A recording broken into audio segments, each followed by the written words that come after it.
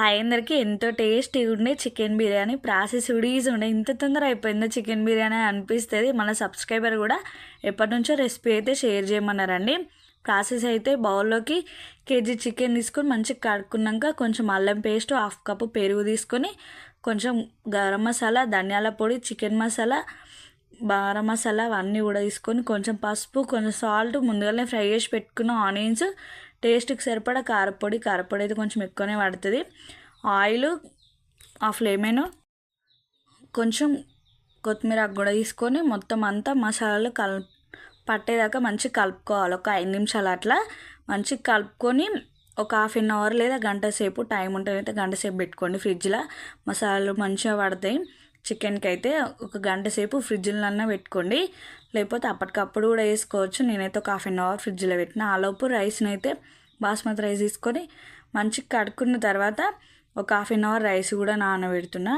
ఒక half an hour rice నానేలోపు బౌల్లోకి కొన్ని వాటర్ తీసుకొని సాల్ట్, ఇలాచి, లవంగాలు, మిరియాలు, కొంచెం బగారాకు, బగారా పువ్వు అన్నీ కూడా బగారా ఏవి ఉంటాయి అవి కూడా వేసుకోండి. ఫ్లేవర్ మంచిగా ఉంటుంది. బగారా పువ్వు, కొంచెం ఆయిల్, పచ్చిమిర్చి, హాఫ్ లెమన్ ఫ్లేవర్ కోసం ఎండుకుంటున్నా. హాఫ్ లెమన్ అయితే మొత్తం అంతా కలిసాక మంచిగా కలుపుకొని మూత పెట్టి వాటర్ అయితే మంచిగా మరగనివ్వాలి. వాటర్ మరిగేటప్పుడు రైస్లో ఉన్న వాటర్ తీసేసి రైస్ అయితే వేసుకోవాలి. వేసుకొని మంచిగా ఒక పక్కనైతే రైస్ ఉడికితే ఇంకో బౌల్లోనైతే మంచిగా ఆయిల్ తీసుకోవాలి.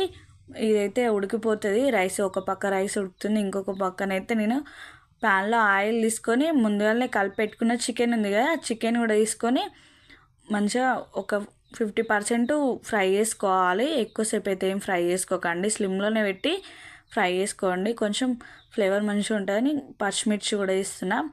మంచిగా ఫ్రై చేసుకోండి. ఒక 5 నిమిషాలు మూత పెట్టి మంచిగా ఉడికిన తర్వాత గ్రేవీ కోసం అయితే కొన్ని వాటర్ పోసుకుంటున్నాం.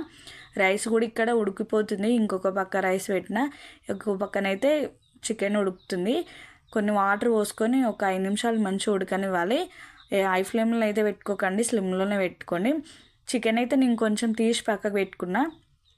రైస్ ఉడికిపోయింది. రైస్ కూడా వేసుకోవాలి ఒక్కొక్క లేయర్గా. రైసు, చికెన్, ముందుగానే ఫ్రై చేసి పెట్టుకున్న ఆనియన్స్, పుదీనా కూడా ఉంటే వేసుకోండి. నేనైతే ఫ్లేవరు మంచిగా ఉండదు ఎక్కువ అని నేను ఫుడ్ కలర్ ఏమి వేస్తాలే, కావాలంటే వేసుకోండి. అట్లే ఇంకొక లేయర్ కూడా చికెను, రైస్ అవన్నీ పెట్టుకొని ముందుగానే ఉడకబెట్టుకున్న రైస్ వాటర్ ఉంటాయి కదా, కొన్ని వాటర్ పోసుకొని చుట్టూ కూడా అడుగంటుకోకుండా కొన్ని వాటర్ పోసుకొని నెయ్యి కూడా వేసుకుంటారు. ఫ్లేవర్ అంతా మంచిగా అనిపించేది. మా వాళ్ళు ఒకసారి వేస్తే తినలేరు. నేనైతే అడుగు బాగా మందని లేదని పెనం మీద ఇది పెట్టి దాని మీద దమ్ కోసం అయితే ఇట్లా బరువు అయితే పెట్టి ఒక హాఫ్ అన్ అవర్ దాకా మంచిగా దమ్ పట్టనియండి. మధ్య మధ్యలో ఏం చూడకండి. హాఫ్ అన్ అవర్ తర్వాత ఎంత మంచిగా ఉడికిపోయిందో చూడండి. రైస్ అయితే పుల్లలు ఎంతో టేస్టీ ఉండే రైస్ అయితే చికెన్ బిర్యానీ అయితే రెడీ అండి. తప్పకుండా రెసిపీ ట్రై చేసి టేస్ట్ ఎలా వచ్చిందో కామెంట్ సెక్షన్లో కామెంట్ చేసి చెప్పండి.